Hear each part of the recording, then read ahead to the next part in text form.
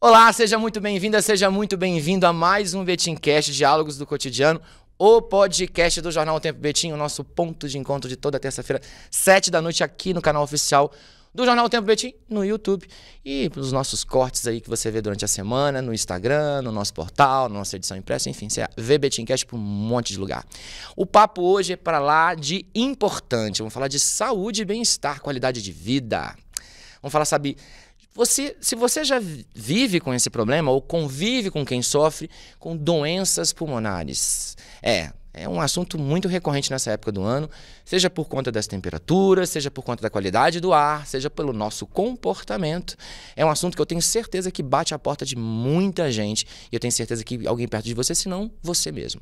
E para falar um pouquinho sobre prevenção, sintomas, estrutura de atendimento de uma das unidades hospitalares mais modernas e importantes do nosso estado, a gente está com o nosso episódio especial Mater Dei Betim Contagem, unidade Betim Contagem. A gente está aqui com a equipe técnica. A gente vai falar sobre tecnologia, atendimento humanizado e como uma equipe capacitada, especialista, faz toda a diferença no atendimento, no tratamento e na cura dessas doenças que, vez ou outra, incomodam, né?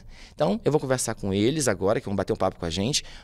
Porém, eles vão se apresentar e falar um pouquinho mais sobre o trabalho deles. Sejam muito bem-vindos, Flávios. Seja muito bem-vindo, Débora. É um prazer ter vocês aqui no Betimcast. Obrigado, Márcio. Obrigado, prazer é estar nosso. aqui. Então, já emenda perguntando primeiro as damas. Conta pra gente, Débora, quem é você na Rede Mater Dei, nesse universo de saúde e bem-estar, suas funções lá no hospital. Conta pra gente.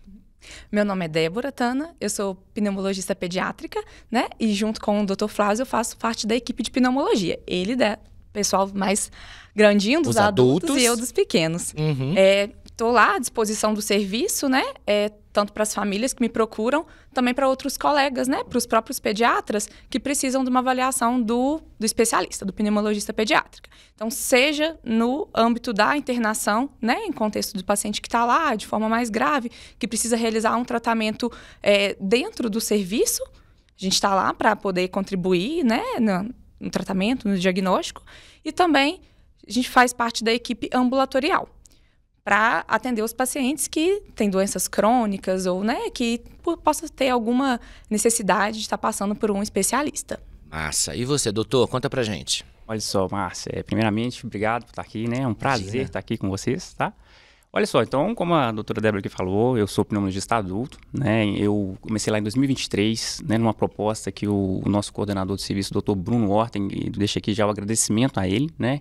Que na minha formação me conheceu, me convidou para compor a equipe lá do Mater Dei, daqui do Mater Dei, né? Uhum. Então, em 2023, eu incorporei a equipe e nós temos um atendimento também de ambulatório, de internação e dos exames, que é o exame de espirometria, que nós vamos falar bastante dele. Bastante.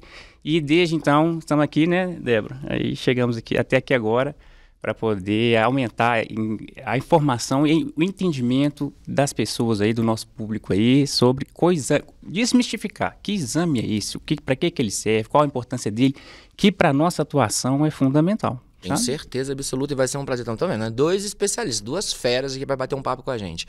Primeira pergunta, estão trabalhando mais? O consultório de vocês nessa época do ano enche mais? Conta pra gente. Ah, com certeza, né, Márcio? Veja só.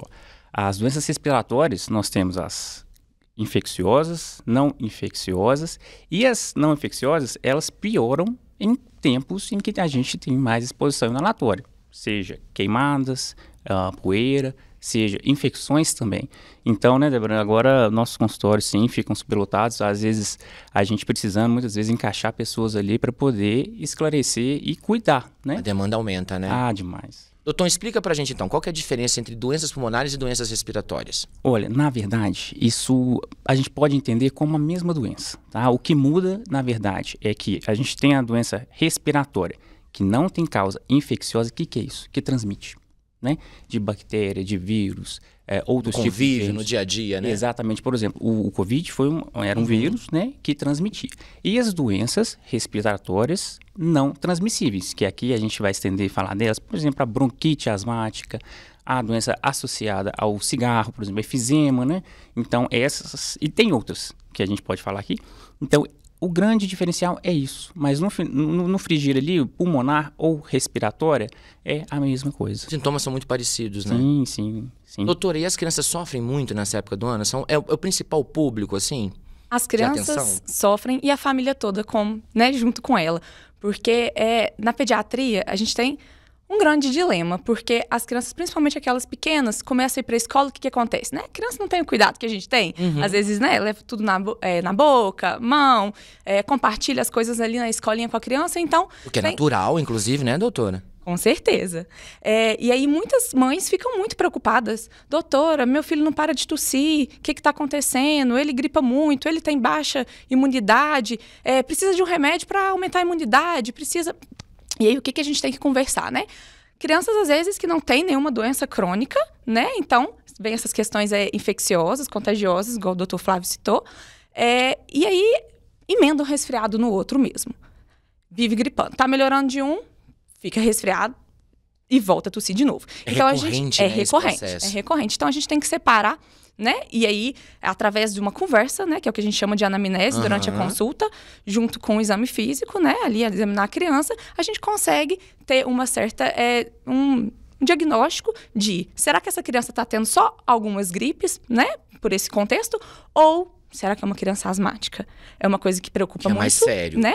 E que aí não é culpa da escola, às vezes, né? Nossa, e nas férias? Isso, né? Férias de julho, vai estar longe da escola. Será que vai melhorar? Aí o que acontece? Muda o clima, esfria. E aí é um desencadeante para uma criança que tem asma, por exemplo, a voltar a tossir, a ter crise, a ter que procurar o pronto-socorro. Então, as mães sofrem. É um período de alerta, né, doutora? Sim. O consultório fica lotado. E conta aqui uma coisa. Saindo da redação pra gente bater esse papo, eu perguntei pra uma colega jornalista, Lisley Alvarenga, minha colega, que tem filha, tá ali no finalzinho da infância, comecinho da pré-adolescência, tá? E aí ela perguntei, qual que pergunta que você faria? E ela fez o seguinte, como identificar o sintoma de um resfriado, de uma gripe né, comum, de uma coisa mais séria. Parece que tem um esqueminha bem bacana aí que ajuda as mães, os pais, todo mundo, na verdade, né, a identificar esses sintomas. Explica pra gente, doutora. A gente criou uma analogia, para estar conversando um pouquinho aqui hoje, de um semáforo respiratório, para a gente fazer, né, uma analogia com um semáforo de trânsito, sinal de trânsito que mesmo. Todo mundo conhece. Isso. Então, né, quando a gente tem um sinal vermelho, para tudo e busca ajuda imediatamente. Quais que seriam alguns sintomas, né, que as mães, tanto de criança quanto filhos, né, para observar nos idosos, por exemplo, de quando procurar ajuda imediata. Então, aquela pessoa que está sentindo falta de ar, até mesmo no repouso, né, porque se a gente está fazendo uma atividade extenuante, a gente fica cansado. Acontece. Mas sentir falta de ar no repouso é uma coisa que preocupa e que a gente não pode esperar. A gente tem que procurar ajuda imediatamente. Outra coisa que preocupa muito é a tosse com sangue, né? Tosse, às vezes, que tosse é normal, tosse não é nada, mas uma tosse que vem com conteúdo de sangue, a gente precisa preocupar e procurar atendimento médico imediatamente. Outra coisa, né, que a gente tem que estar bastante atento de procurar uma ajuda de forma mais imediata, é um chiado no peito. O que é o chiado no peito persistente? Então, né, tanto idosos quanto crianças podem ter alguma doença que chia o peito. E a grande maioria que sofre com essas comorbidades já sabem, já tem ali um remédio que já está acostumado, que a gente explica na consulta e tudo mais, de como usar, quando usar. Então, usou o remédio, não melhorou? Tem que procurar ajuda imediatamente. Né? Esses seriam os sinais vermelhos. E quais são os não tão graves assim, mas que ainda assim carecem de atenção? Seria o sinal amarelo, Sinal né? amarelo, vamos falar do sinal amarelo. Então, aquela pessoa que está com uma tosse crônica, e aí no adulto a gente considera uma tosse crônica aquela tosse com mais de 8 semanas, e na criança mais de 4. Então, né, tem aquela tosse ali arrastada, incomodando, já foi no médico, já tomou um remédio, outro não está melhorando. A gente precisaria agendar uma consulta e passar com um especialista. Para a gente, né, abordar aí de forma criteriosa o que está acontecendo e ajudar essa família. Outro sintoma aí amarelo seria uma falta de ar numa atividade que antes não me causava falta de ar. Então, vou te dar um exemplo, né? Você sobe a escada para chegar no seu apartamento todo dia, numa boa, tranquilo. E aí, com o tempo, você começa a perceber que aquela escada que você subia, você tem que parar, respirar, continuar a subir. Ou até mesmo no plano. O seu José ia ali na padaria com a filha comprar o pão todo dia de manhã, tomar um solzinho. tá tendo que parar nas esquinas que antes ele não parava para respirar. Então, isso é um sinal também, né, que a gente precisa estar agendando uma consulta para a gente verificar o que está acontecendo. E no dia a dia, mais dentro da sua área de atuação, né, que são as crianças, no dia a dia das famílias, assim, ter essa atenção, né, recorrente, atenta aos sintomas que a criança, né, o pré-adolescente demonstra no decorrer, né, da semana, nem sempre a gente consegue fazer isso, né, com a correria mesmo da vida. Quais são as dicas, assim, as sugestões que você dá no seu consultório para os pais e mães, assim?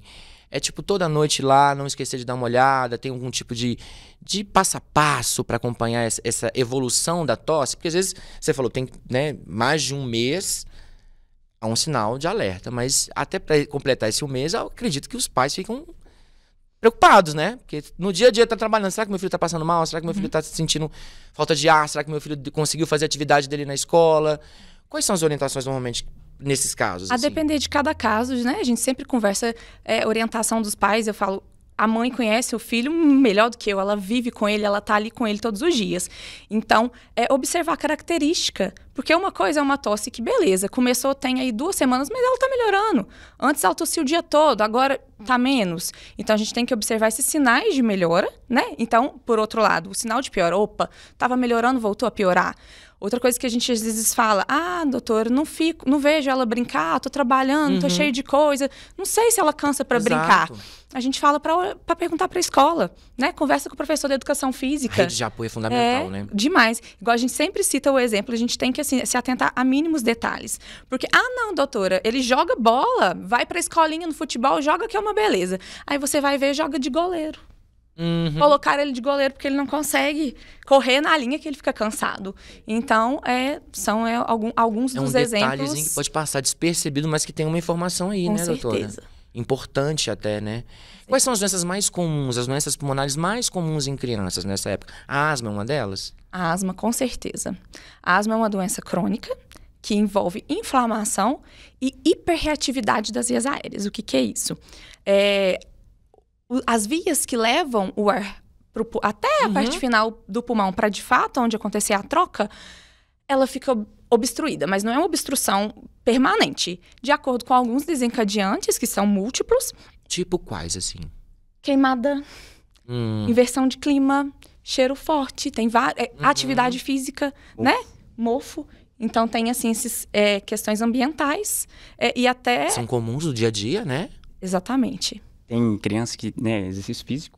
Exercício físico. Às vezes só praticar atividade física. Atividade física já é um sinal. Né, que nesse caso, afasta ela da atividade física ou tenta fazer alguma coisa que ela consiga realizar, né? Cumprir? Aí a gente tem que começar um tratamento, né? Aí a família precisa também aderir a esse tratamento. E aí, com o passar do tempo, fazendo um tratamento direitinho, geralmente esse sintoma ele controla e a criança consegue brincar. Tem como, né, planejar. Entende? Se aquela pessoa, criança ou adulto, tem esse sintoma antes de começar a atividade física, a gente consegue fazer um planejamento de cuidado ali, usa o medicamento antes de começar e vive normalmente, sabe? Consegue ter o máximo desempenho. Então... Além da asma, quais são as outras mais comuns? Em crianças, né? Especificamente. Resfriados recorrentes, né? Que aí seria mais uma questão de medidas de cuidado mesmo, né? Das mães com as crianças. Tem a rinite alérgica, que incomoda muito também, né? Aquela criança que vive espirrando, nariz escorrendo. E aí a gente tem umas orientações de ambiente mesmo, que às vezes as mães, né? Pequenos ajustes ali, né? Pequenos ajustes, cursinho de pelúcia, aquele mofo que tá ali, que a gente tá só empurrando, né? E temos doenças mais graves, tipo fibrose cística, que é importante a gente falar da triagem neonatal, né? Teve um podcast recente sobre maternidade e tudo mais, então, só para reforçar da importância da tecnologia que vem melhorando. Mas explica pra gente, então, o que é essa doença, como que ela age, como que os pais devem agir para enfrentá-la? A asma ou a fibrose cística? E a fibrose cística. A fibrose cística é uma doença mais rara, né? E ela é triada, então não é o diagnóstico. A gente tem uma triagem através da triagem neonatal do teste do pezinho. Então, né... Tão importante o teste do pezinho, né, doutor? Super importante. Para a gente fazer um diagnóstico precoce e um acompanhamento regular, para a gente atuar em momento oportuno, né? Porque a gente chegar para atuar ali no local que já está cheio de cicatriz, cheio de problema, pode trazer prejuízos a longo prazo. Então, é muito importante o diagnóstico precoce. É uma doença a nível celular. Uhum. A célula ela tem dificuldade de trocar os sais do nosso corpo. E aí, as secreções do corpo, e é uma doença multissistêmica. Então, ela não afeta só o pulmão. Atrapalha ganho de peso. Nos adultos, pode levar até infertilidade. Nossa, então é sério mesmo, É né? muito sério. Então, a gente precisa fazer o diagnóstico precoce, né? Porque hoje em dia tem medicamento novo, a gente tem mais acesso O próprio teste, né? ao próprio teste e mais acesso à espirometria, a exames de imagem, né? Pra gente fazer um acompanhamento preventivo até. Pra gente agir de forma oportuna, em tempo oportuno, o tratamento tá só melhorando para que essas pessoas tenham mais qualidade de vida e aumente a expectativa de vida. Doutor, e nos adultos? Conta pra gente. Muda um pouco do cenário das crianças ou são os mesmos os fatores de causa de doenças pulmonares? Eu já emendo quais são. Aí, nas crianças, a gente ainda tem a prerrogativa de serem crianças e estão ali vivendo a fase delas mesmo, né, doutora? De contato com a poeira, de contato com outras situações, com outras crianças e tal. Mas os adultos, para além dessas questões que fogem à sua escolha, tem aquelas coisas que foram escolhidas, né? São os fatores externos que foram optados por, né? Foi um risco que os adultos assumiram. Tabagismo, cigarro eletrônico, queimadas e outras cositas mais. Muda um pouco o cenário, fala um pouquinho desses fatores pra gente. Veja bem, Márcio, então a asma, que é a bronquite asmática, assim, muitas pessoas conhecem simplesmente como bronquite, né? Ela é uma doença que arrasta desde a infância. Sim.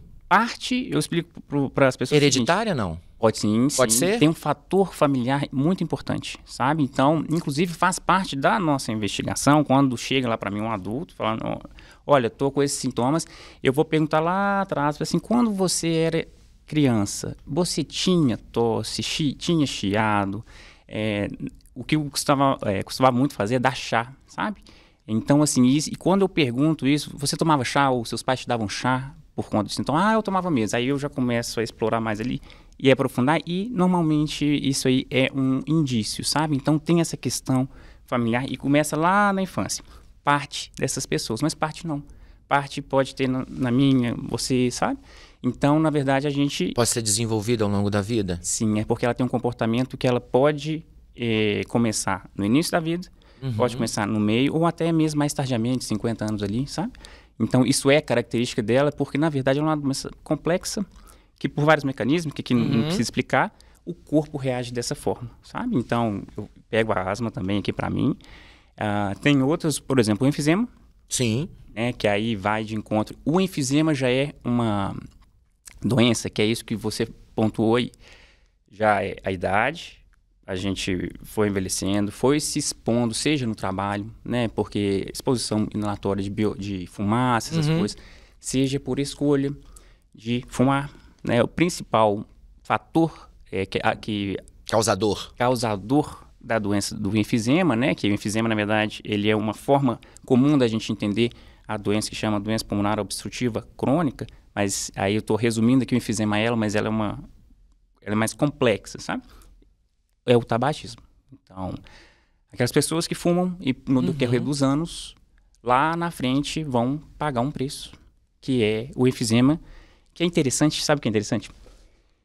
Tem pessoas que não chegam a ter a doença muito grave, mesmo fumando. Mas isso é a minoria, né? Então, o que a gente vê é, lá na frente, todo mundo começando a ter os sintomas, que eu vou falar aqui, e quando a gente vai... Pode falar já. Posso, né? Pode. Então, esses pacientes ficam chiando, eles chiam também, tá? Muitos chegam... Inclusive, estou com uma certa tossezinha, tá, gente? Mas ainda não deram uns Tem 2 8 meses semanas. ainda não, doutor. Na hora que você falou, eu já puxei na memória. Falei, quanto tempo que eu tô com essa tosse? Sim, então, eles chiam o peito, eles têm tosse, mas um sintoma marcante é o cansaço. Porque, por como funciona, né, no nosso... É difícil esse sintoma, né, doutor? Nossa, e Cansaço nessa vida louca que a gente vive. Exato. Não pode ser confundido também, não? Pode, claro. E muitas vezes e por isso que chega tão tarde também, sabe? Aí a pessoa fica... E é no dia a dia, e não é de um dia para o outro. É no decorrer de meses a anos. Então, de repente, a doutora Débora que deu um exemplo aqui, aquele senhor lá que foi, o seu José, né? Que foi lá na padaria e depois começou a ficar mais cansado. O que acontece normalmente? Ele não percebe.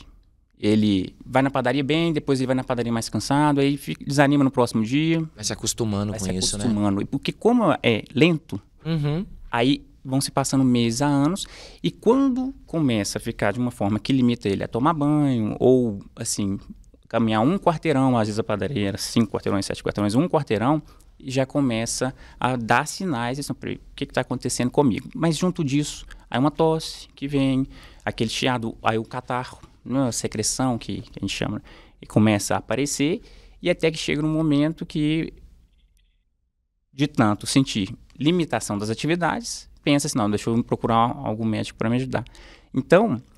O alerta já tinha sido acionado há muito tempo, só que a pessoa vai, né, se acostumando. Isso é importantíssimo, sabe? Assim, a gente colocou, né, como esses semáforos aí, mas pensa só, no seu dia a dia, você está lá preocupado com a sua família, trabalhando, aquele monte de tarefas, e aí você cansa. E ainda tem a questão que nós temos uma cultura nossa aqui, que a gente não pode adoecer, né? Assim, eu tenho que dar conta dos meus filhos, Sim. da minha família ali, e no meu caso, minha esposa. Cultura é uma realidade mesmo, né, doutor? Porque a gente realidade. precisa trabalhar, precisa cuidar da vida, né? Enfim. E com isso, e as contas chegam. Sim. Né? Então nós temos que dar conta disso, a gente acaba negligenciando esse sintoma. É a tendência, né? É a tendência. Infelizmente é uma tendência, né? É uma tendência. E aí vai virando uma bola de neve, né? Sim, sim. E a questão do tabagismo, por exemplo, a gente sabe que não é fácil, não é simples, mas tem tratamento. Processo. Parar de Tem fumar, tratamento. tem tratamento para parar de fumar. Exatamente. Inclusive gratuito, né? Sim, tem Hoje em dia, programa. pelo SUS, você consegue fazer o tratamento gratuito. Exatamente. E é tão sério que o SUS, né, assim, as pessoas foram vendo, a comunidade científica ele foi vendo, pessoal, precisamos intervir nisso aqui. E aí criou-se o programa do Ministério da Saúde mesmo, né? Muito importante. É muito bem estruturado para ajudar, porque é uma dependência a questão do tabagismo. Então, e aí isso se soma e a pessoa não percebe que está com aqueles sintomas. Então, vai camuflando. E o que pode acontecer num caso desse assim, que a pessoa foi como? Que tipo de doença? Ela pode desenvolver uma doença mais grave, um câncer, uma coisa. A própria efizema já é um sinal. Um sinal bem mais grave, né? Do que um simples problema. Sim, Márcio, pode. Inclusive, existem, né, na literatura aí, e a gente faz isso. Uhum. A pessoa, por exemplo, eu cheguei... o Flávio aqui chegou com 50 anos, estou fumando e comecei a ter essa limitação, eu vou procurar o médico. E aí eu falo, eu conto como eu fumei, há quantos anos, décadas aí, o que eu fumei.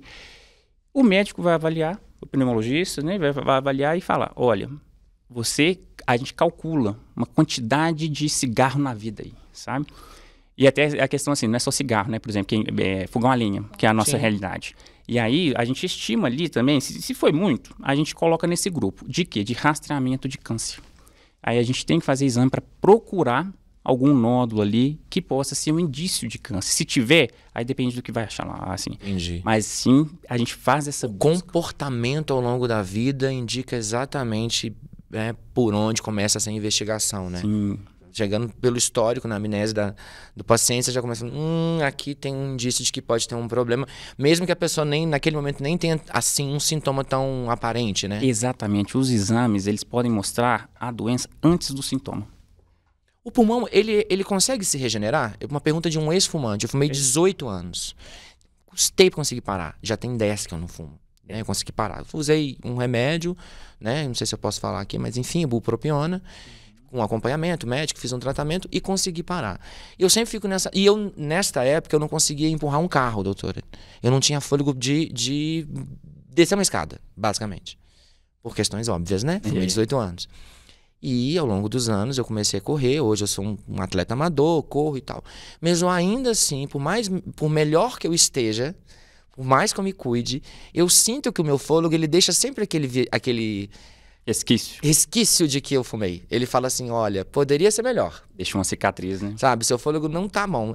O pulmão, ele tem essa particularidade, ele consegue um ex-fumante consegue atingir a saúde do órgão novamente ou não? A partir do momento que a pessoa fez uso dessas substâncias ou esteve submetida a essas circunstâncias, perde a qualidade do pulmão. Olha só, essa pergunta sua é super importante. Tenho uma dúvida, tá? Se eu consigo recuperar meus 18 anos jogados fora. Eu tenho uma informação boa e uma ruim. A ruim é que não regenera.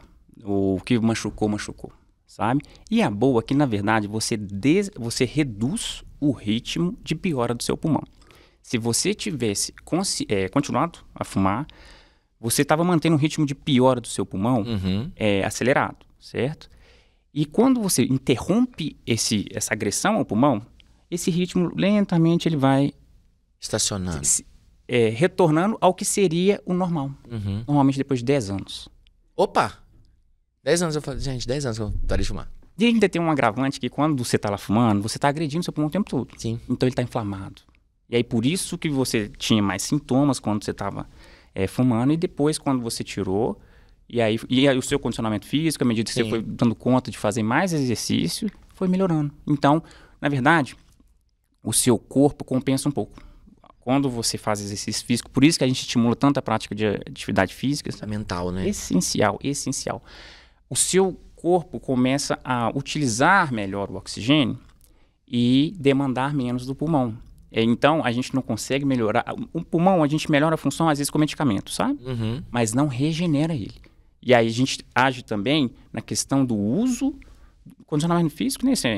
Do uso do oxigênio no corpo. É uma forma, assim, bem simples de entender, mas que isso tem efeito, sabe? Então, quando você adquire a prática de atividade física e o condicionamento físico, você reduz o seu cansaço. Entendi. Doutora, o que você fala para uma paciente ou um pai, né, mãe de um paciente seu, que é fumante e fuma perto dos filhos? O que você fala para eles?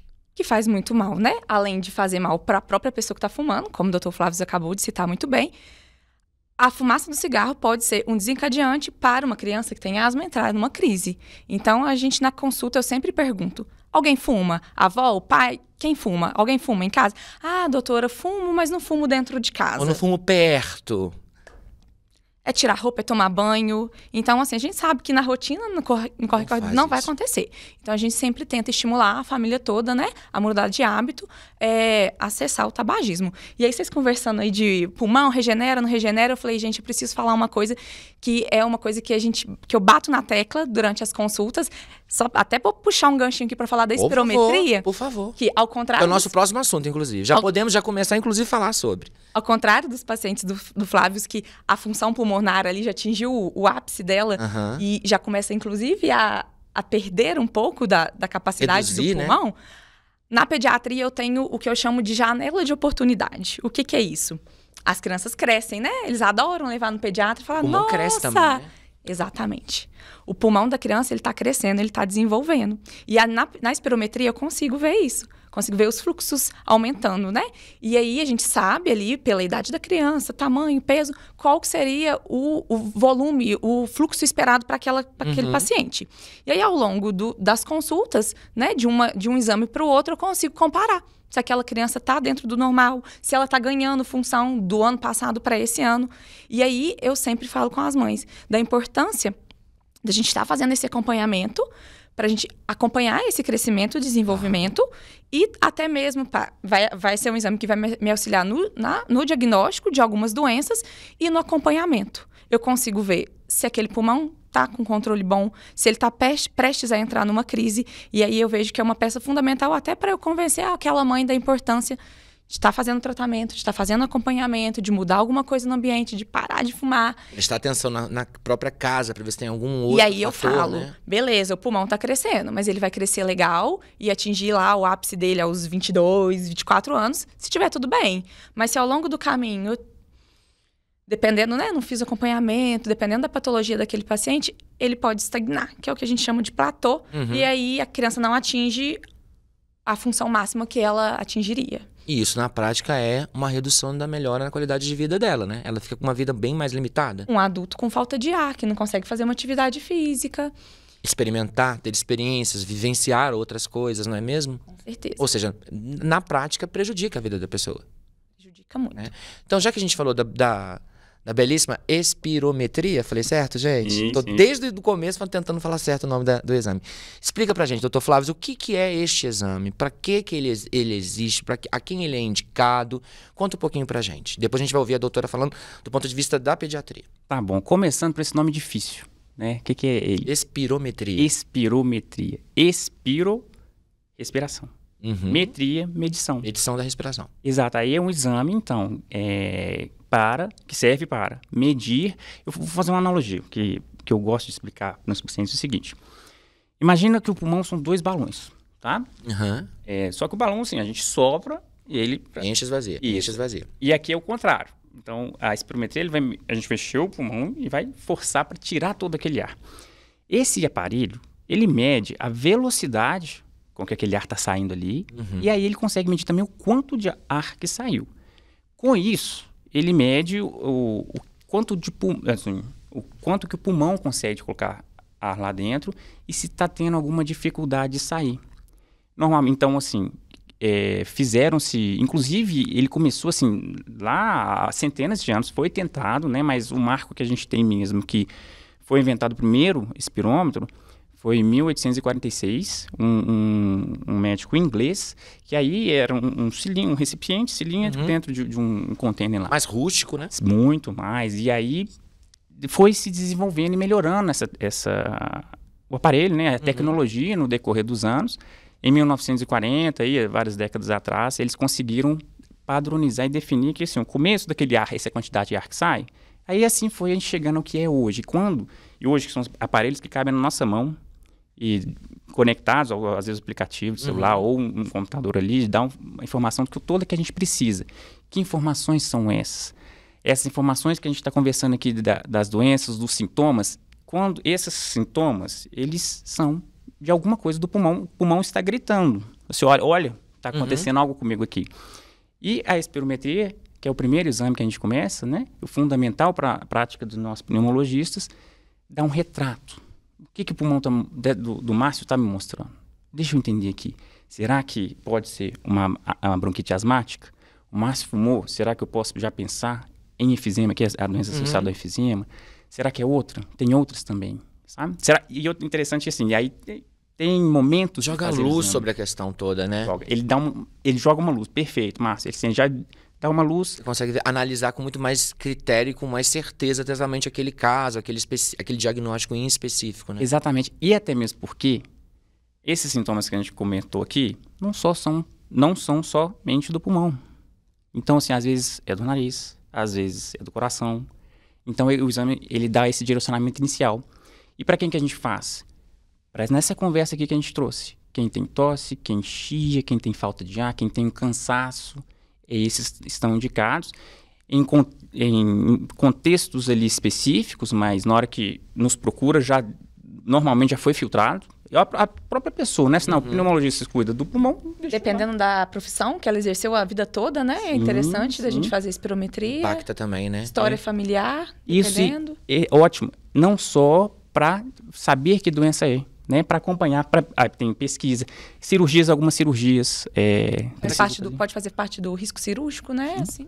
Crianças que, por exemplo, os pais têm históricos de problemas pulmonares, a criança ainda não tem um sintoma. Nesse caso, por conta da possível hereditariedade, é indicado ou tem que esperar um sintoma aparecer? A gente tem que conversar para colher todas, né, as informações. No geral, mas, né? Dependendo, se tem história familiar, eu acredito que é válido, sim. Porque, às vezes...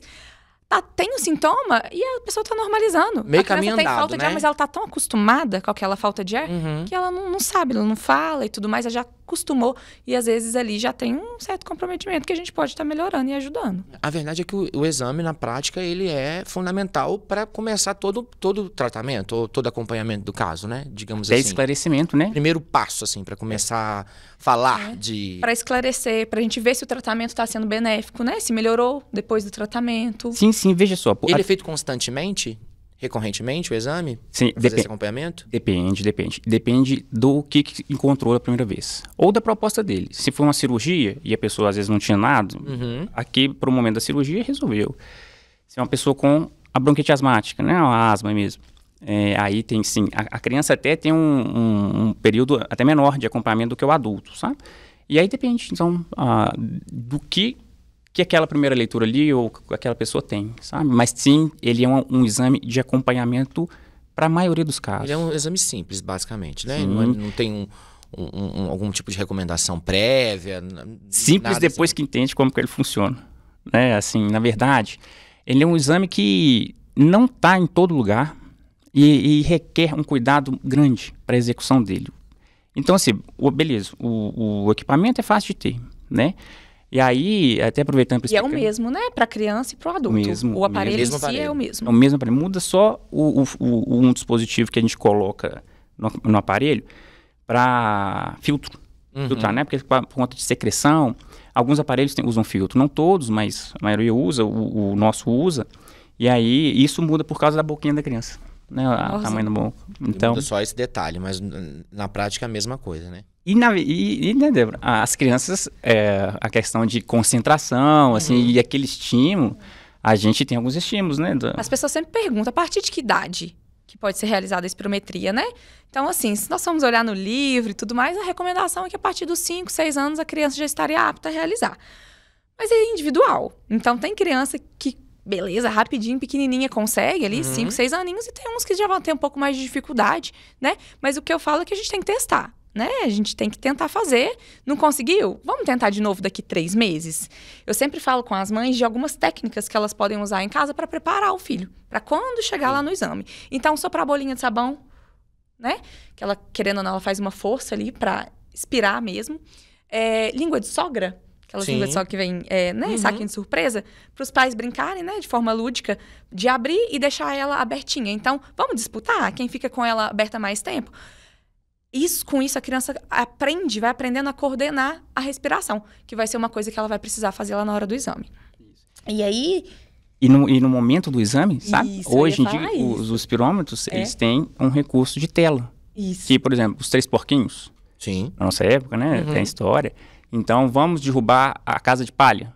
Depois, a casa de madeira. E à medida que a criancinha vai soprando, a casinha vai caindo, entende? Então, vai criando essa conexão também ali naquele momento, até para ela conseguir fazer. Mas no caso quando o sintoma aparece antes dos 5 anos, quando ela ainda é muito novinha.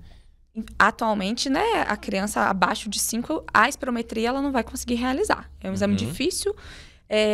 Precisa de concentração, de compreensão, dela conseguir entender e realizar as manobras. Até adulto, às vezes, tem dificuldade de realizar o exame. A gente precisa de técnicos habilitados, capacitados, pacientes, para estar ali estimulando a pessoa, explicando, né? Então, a pessoa demonstrar... Tem que ter essa atenção ali, né? Você precisa focar e concentrar ali na manobra que você vai realizar.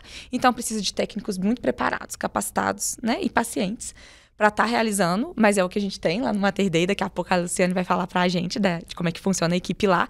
Então, precisa de um local estruturado, né, com pessoas habilitados a fazer. E na pediatria a gente tem esses recursos especialistas lúcidos, nesse público, né? Eu sempre falo para os pais, fala com a criança, porque a criança vai para o hospital já vai com medo. Não dói, não fura, não tira sangue. Não são as crianças, viu, doutoras? Né?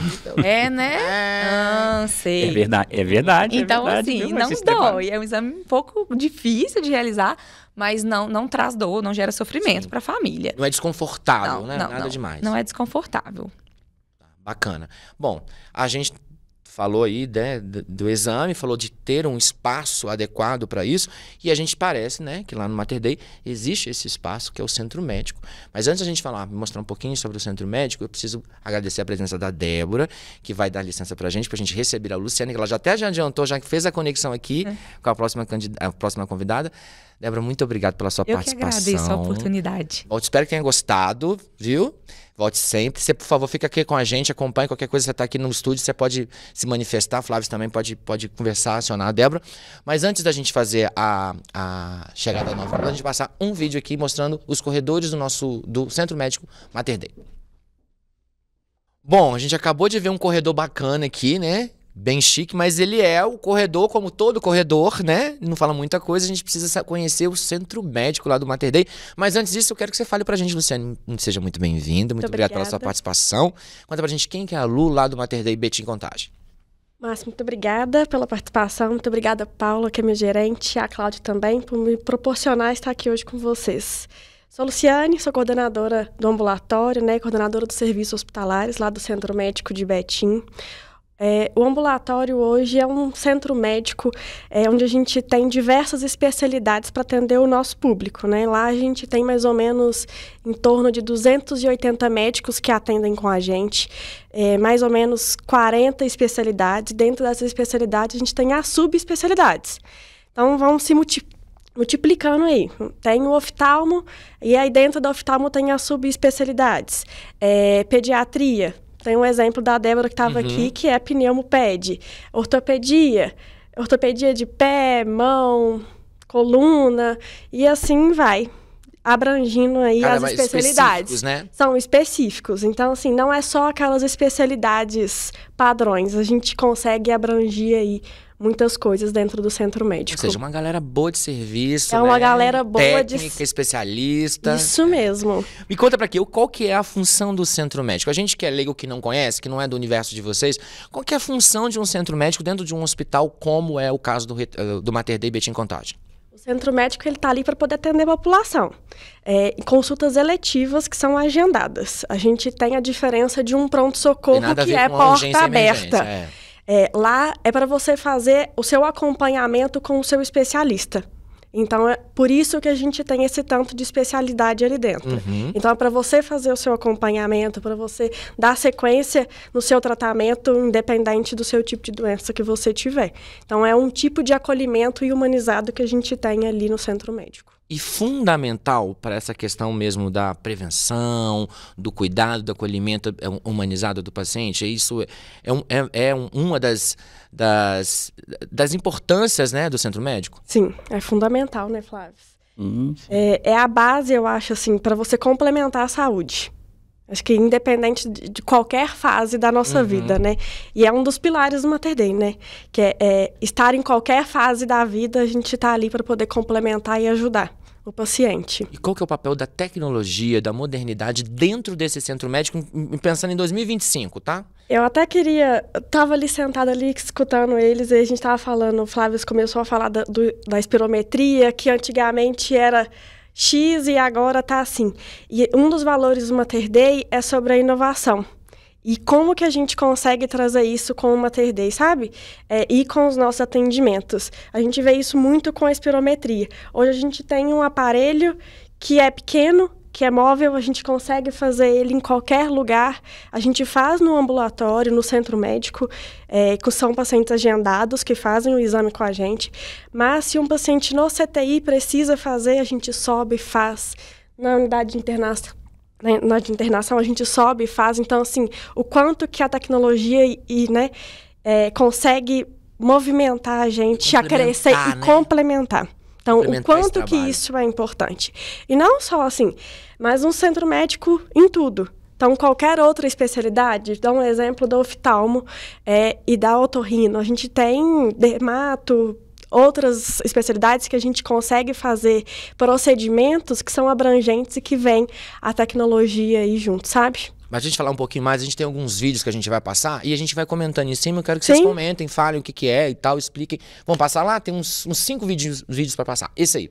Esse daí é o nosso ponto marco agora que a gente mudou o posicionamento da central de marcação.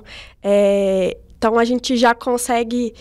Assim que o paciente sai da consulta, ele já vai para ir para poder marcar. Entendi. Seu exame, porque a gente já com mais rapidez. Né? A gente tem a medicina diagnóstica lá no nosso setor, né? Nossa unidade. Então, o paciente já consegue sair da sua consulta com seu exame agendado, com a sua consulta de retorno agendada. Nem só de retorno, mas com outro especialista. Vamos supor, se ele passou no clínico ou passou... No pneuma, ele pediu uma avaliação com cirurgião torácico. Então, ele já sai de lá com a sua consulta tudo já agendada. Né? Tudo então, interligado. Assim, isso daí é uma forma que a gente conseguiu trazer de captação de paciente mesmo, né? De trazer o paciente mais para perto. E agilidade, né? Também. E agilidade. Então, a gente tem uma equipe que fica ali, ela conhece do serviço, conhece do setor e facilitar a vida do paciente, né? Uma coisa legal? Sim. Essa facilidade, né? Então, às vezes, médicos, todos eles já conseguem ter o mesmo acesso ao mesmo prontuário, né? Tudo muito Exatamente, fácil. Os exames ficam lá também. Então, assim, a pessoa procurou outro especialista, às vezes esqueceu o exame. É só abrir, clicar no histórico dele, tá tudo lá. Isso facilita muito, agiliza muito. Essa voz que vocês ouviram foi da doutora Débora, que tá participando com a gente aqui, tá, gente? Vamos para mais um vídeo? É só assim, o porquê que a gente gosta, né? E que a gente fala de captar paciente. Por causa disso, é facilidade e praticidade também. Ditar o prontuário do paciente ali para o médico conseguir acompanhar. Até que a Débora falou, ela fez uma espirometria 1 ano atrás, e agora? Então, se ela tivesse feito em outro lugar, talvez ela não conseguiria fazer esses dados, esses dados tão perto, né? E tão Rápido, rápido. com a presteza que é necessário. É isso. E esse espaço bacana aí? Esse espaço aí é do centro de infusão, onde a gente faz as nossas medicações imunobiológicas. O centro de infusão do Mater Dei Betim Contagem, ele tem alguma particularidade? O que ele parece que é um espaço bem bacana também, né? Sim. Primeiro, vou puxar um pouquinho de sardinha, que ele é o único de Betim que faz esse tipo de medicação. Eu deixei pra você, eu só levantei a bola pra você sacar, não sei se você reparou. Isso mesmo. Ele é o único de Betim, né, que faz esse tipo de medicação. Assim, o que é os imunobiológicos? São medicações que tratam o sistema imunobiológico mesmo. São para vários tipos de doenças. São doenças de Crohn, dão alguns exemplos, esclerose múltipla, psoríase. Então, assim, são várias especialidades e tipos de doenças que a gente trata esses pacientes aí. São medicações de alto custo e pacientes que vão aí, controle aí, às vezes, para o resto da vida, que fazem tratamento com a gente. E que são fundamental. Tem paciente que a gente cria vínculo, que acaba virando até amigo mesmo da gente, de relação. Tem paciente que vai de 15 em 15 dias, de 28 em 28 dias, então a gente já conhece. E afinal tem de essa contas, rotina. Os profissionais de saúde são seres humanos e também se relacionam, não é mesmo, gente? Sim. Também criam laços, né, gente? É o famoso fazer seguro bem feito e ser gente que faz diferença, né? Que também são os valores da nossa rede, né? Assim, é um setor que precisa ser humanizado, porque são pessoas que já são mais debilitadas, fragilizadas, né, Flávio? E que precisam de um acolhimento diferente. Qual que é esse atendimento humanizado que a gente fala, que é tão bonito, quando a gente fala atendimento humanizado, nada mais é do que ser empático, ser atento, ser, né, acolhedor, né, doutora, de ter esse cuidado com o outro.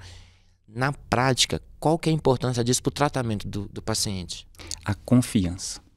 Porque veja só, imagina você com todas aquelas dificuldades que a gente fala do nosso dia a dia, de trabalho, tudo. Você dedica um tempo para ir saber o que está acontecendo. Ou receber um tratamento.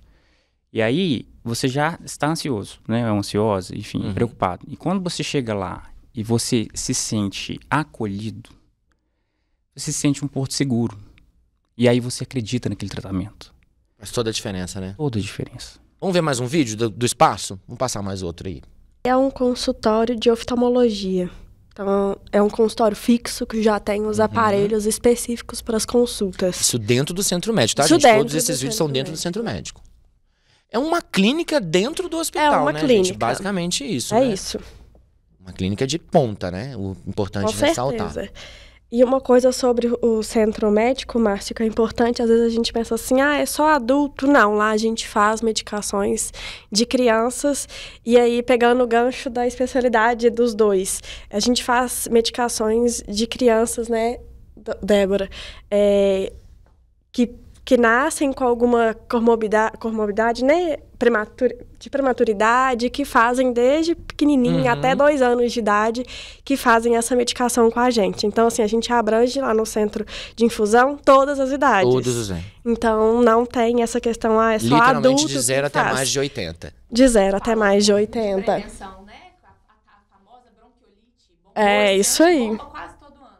Então lá a gente tem, né? Palivizumab, Niversimab. Contra bronquiolite. Nós vamos falar um pouquinho de vacina também, um pouquinho. Mas me fala aqui uma coisa, para quem enfrenta esse tipo de doenças pulmonares, né? Qual que é a importância desse centro tão moderno e tão avançado, né? Qual que é a importância, assim, na prática? Eu acho que toda, né?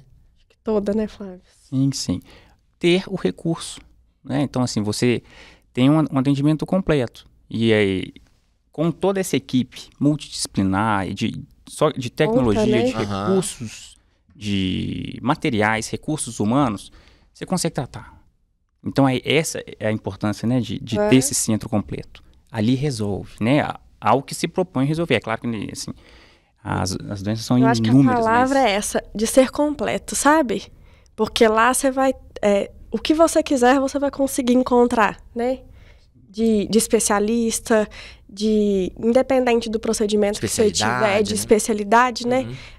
Para o seu atendimento ali, a gente vai conseguir ter ali A gente tem mais um sucesso. vídeo? Vamos comentar a respeito dele, pra gente... Esse daí é o aparelho da espirometria. Tá vendo que ele é pequeno?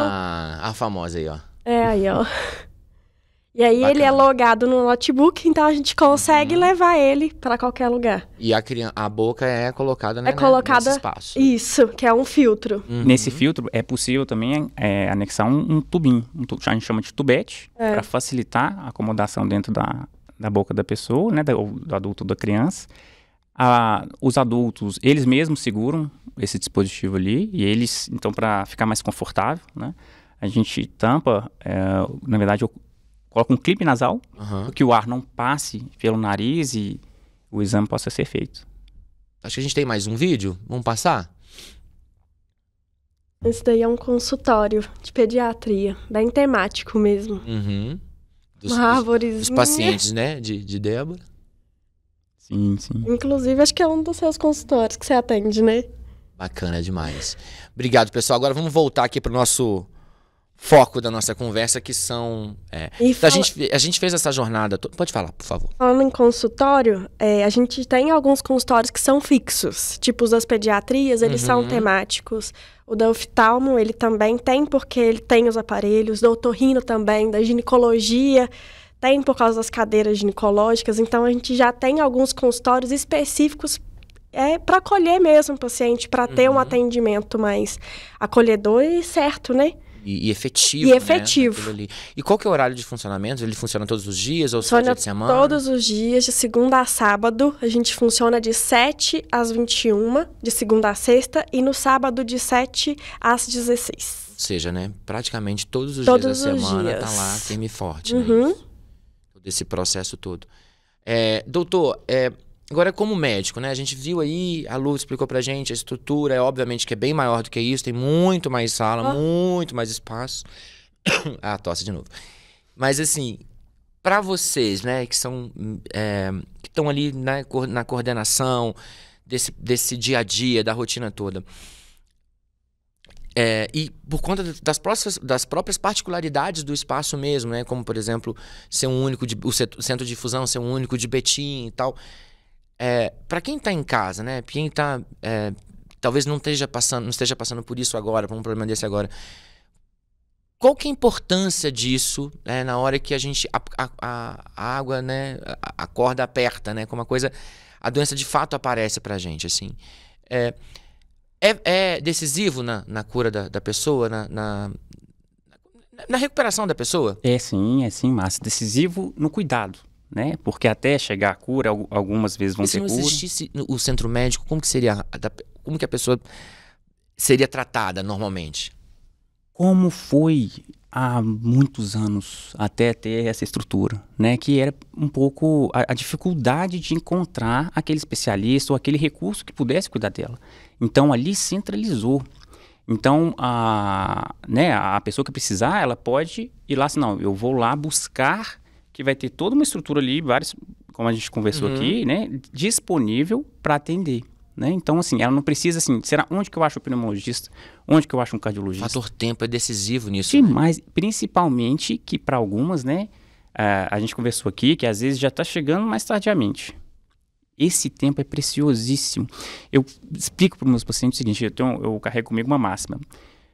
Tudo que a gente sabe o que é na saúde, tá? Até hoje, na minha experiência, tudo que a gente sabe o que é com antecedência é melhor, e a gente tem um tempo maior para cuidar, é melhor. Sempre, sempre, sempre. Então, ter essa facilidade de eu preciso, ali eu encontro, é essencial. Ainda mais hoje, na rotina, como todos estão, no que tempo é talvez o mais valoroso. Artigo de luxo, de luxo hoje. Exatamente. Essa capacidade e a própria história já nos mostrou que um diagnóstico descoberto com tempo, com antecedência, é fundamental para a cura, para a recuperação da pessoa. Então, ter essa estrutura ali, a pessoa chegou, teve um sintoma que chamou a atenção, chegou no Mater Dei, Betim Contagem, ela passa pelo centro médico, ela está segura de que todas as possibilidades serão esgotadas ali dentro, não é isso? Sim. Todas as possibilidades serão avaliadas, discutidas, e para uma equipe capacitada para isso, né? E me lembrei de uma coisa super importante que você falou agora. Essa entrada, hoje, já tem uma equipe preparada para isso, de inteligência artificial, Por exemplo, a pessoa fez um exame de tomografia. Aquele exame foi detectado um nódulo, ativa esse sistema que entra em contato com a pessoa, procura um pneumologista para avaliar. Rápido, o que é né? isso? Rápido, para exatamente não perder esse tempo precioso aí que a gente está comentando. A gente está caminhando para nossa reta final da nossa conversa, porque afinal de contas todo bom papo tem uma hora para começar e para terminar. Mas uma pergunta bônus, eu acho que é importante a gente tocar nesse assunto, talvez não passa pelo Mater Dei, eu acredito que não tem muito a ver, mas eu acho que passa com a vida das pessoas hoje em dia. Se a gente já não tinha todos os fatores agravantes e problemas que impactavam, né, a questão da qualidade dos pulmões, da respiração, mais recentemente, alguns anos para trás, chegou um danado de um cigarro eletrônico, tal do vape, sei lá, a pronúncia desse negócio, que virou uma febre, infelizmente, e que é hoje um dos principais atores causadores de doenças, não é isso? Fala um pouquinho pra gente. Esse é o cortezinho que a gente gosta de ter, sabe? Pra já dar aquela impactada. Fala pra quem fuma esse negócio, doutor, o que é isso? Que risco ela tá colocando à saúde dela? Olha, veja bem. O vaping, né, o dispositivo eletrônico para fumar, vaping é um termo que é comumente conhecido aí, ele se tornou uma modinha exatamente como um dia o cigarro foi. Né? E depois de décadas de aprendizado e vendo o que o cigarro fez, agora nós estamos lidando com o vaping que causa uma dependência ainda maior de nicotina, que é o que causa, o que faz a pessoa ter dificuldade de largar o cigarro. É essa dependência. Causa o vício mesmo, né? Exatamente. Por não ter cheiro, pelos dispositivos coloridos, bonitos. Coloridos. Sabor, né? Cheiro diferente. São saborizados. Eles têm quantidades diferentes de nicotina. Então, assim, ficou-se mais difícil de controlar. E a pessoa usa mais. Estudos mostram que os jovens, adultos também, usam mais. E aí, isso causa uma dependência maior. E, além disso, tem milhares de componentes ali que causam inflamação no pulmão. Não sei se vocês lembram, em 2019, antes da pandemia, houve uma epidemia de problemas pulmonares lá nos Estados Unidos, com adolescentes, cerca de 90 adolescentes faleceram, né? Então, assim, é um dispositivo que nós, da pneumologia, a gente luta exaustivamente para incentivar a não utilizar. E exatamente porque ele aumenta ainda mais a dependência de nicotina. Então, assim como o cigarro lá atrás não viu-se os problemas, hoje a gente está o tempo todo estudando e vendo os efeitos dele, né? Já sabemos que tem. Só que comprovadas mortes, né? Causadas comprovadas, né? A globalização, a informação, a internet como está aí, tudo, isso torna um fator dificultador, mas a gente não desiste e fica aqui a minha recomendação para não usarem, sabe? E aqueles que estão usando e que estão pensando em parar, procure a ajuda do pneumologista. A gente vai ajudar e tem como. É uma caminhada juntos, a pessoa tem que escolher, sabe, Márcio? Mas inflama os pulmões, causa doenças. Então, assim, não podemos deixar claro aqui que isso e o preço vai ser pago lá na frente. E às vezes até bem mais rápido que o tabagismo tradicional, né? Exatamente. A gente não sabe ainda. Mais assustador ainda. Exatamente. A gente não tem certeza ainda, né? Porque a gente não tem um fator tempo ainda para analisar. Algum temos, né? E vimos que já causa doença, sim. Melhor parar, viu? Se você está fumando, melhor parar. Pessoal, muito obrigado pela participação de vocês aqui. Eu que agradeço. A Débora que está aqui, o Paulo aqui da comunicação também está acompanhando. Luciane, muito obrigado. Obrigada. Muito obrigado. Espero que vocês tenham gostado, viu, Débora? Nossa, foi tranquilo para vocês, esse bate-papo. E deixa as considerações finais para vocês dois. Pode começar, Lu, eu falo. Todo mundo marcar as consultas. Não deixar, né? Não deixar de marcar as consultas. Hoje a gente, falando em tecnologia, né? Pelo aplicativo do Meu Mater Dei ou pelo site, a gente está aí com todas as especialidades e os especialistas disponíveis para fazer os atendimentos e marcar a espirometria aí com a gente também. Exatamente. Então, aproveitando essa conversa aqui, obrigado, Márcio. Foi um prazer enorme estar aqui. Obrigado aos nossos ouvintes e telespectadores. Vejam bem, não se automediquem. Aqui a gente teve um bate-papo aqui interessantíssimo, acho que importante. Observem isso, né, que a gente trouxe aqui. Não hesitem em marcar a consulta com o médico, né? Qualquer especialidade que seja. Hoje está fácil. Lá tem recurso, tem como tratar. E esperamos, né? E para as pessoas que fumam aí, né? Se vocês estão sentindo que essa mensagem aqui final, essa conversa que eu tô com vocês, a hora é agora, é assim. É uma oportunidade que surge ali que a gente pode aproveitar essa oportunidade e se livrar de vez desse tabagismo aí, sabe? Exatamente. E cuidar da sua saúde, cuidar de você. Antes da gente terminar, eu não falei no começo, tem que falar agora da nossa canequinha que os nossos convidados já receberam deles, eles vão levar para casa. Espero que façam muitas fotos, muitas postagens e nos marquem, @OTBetim. E você também pode participar e pode concorrer à nossa caneca, baixando o aplicativo de O Tempo na sua loja de aplicativos preferida, Play Store, Apple Store, tanto faz. Se cadastra lá em promoções e concorre a todas as promoções do Jornal O Tempo, inclusive da nossa caneca. O resultado sai toda quarta-feira de manhãzinha, assim, você pode olhar lá, que vai estar o resultado do vencedor.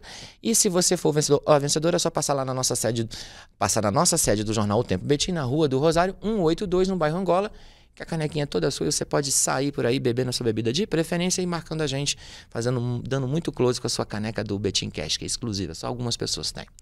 Gente, muito obrigado pela participação. Você, foi um prazer ter vocês aqui. E você que está em casa, você já sabe, né? Para acompanhar todos os nossos conteúdos, você acompanha no nosso portal, otempobettim.com.br. Nas nossas redes sociais, a gente também está aqui no YouTube, você já sabe. E também no Instagram, no @otbetim. E também na nossa edição de sexta-feira. Toda sexta-feira tem a nossa edição impressa com resumo das notícias da semana.